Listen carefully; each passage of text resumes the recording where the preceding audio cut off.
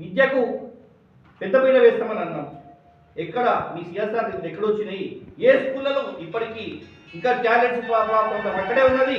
స్కూళ్ళలో పిల్లలకు వసతులు లేక ఫుడ్ పాయిజన్ అయ్యి ఎంతో మంది ఇబ్బంది పడుతున్నటువంటి పరిస్థితి ఉన్నది. మరి ఎక్కడ పోయినాయి నువ్వు ఇచ్చిన మాటలు అని చెప్పి సందర్భంగా అడుగుతున్నా. అదేవిధంగా గతంలో ఏదైతే హరీష్ రావు గారు ఇక్కడ మినిస్టర్గా ఉన్నప్పుడు మెదక్లో ఉన్నటువంటి ఆఫీసులన్నీ మనకు సిద్దిపేట తరలించుకుపోయారు. ఆ తరలించుకుపోయిన ఆఫీసులన్నింటినీ సంవత్సరం తిరగకుండానే మనకు మెదక్ తీసుకొస్తానని చెప్పి వాగ్దానం చేయడం జరిగింది. ఇప్పటి వరకు ఒక్క ఆఫీస్ అన్న నువ్వు తీసుకురాగలిగినావా అని చెప్పి సందర్భంగా మేము ప్రశ్నిస్తున్నాం. అదేవిధంగా తీసుకున్నట్టయితే మరి మీరు హామీ ఇచ్చినటువంటి మెదక్ హాస్పిటల్ ఎక్కడ పోయింది?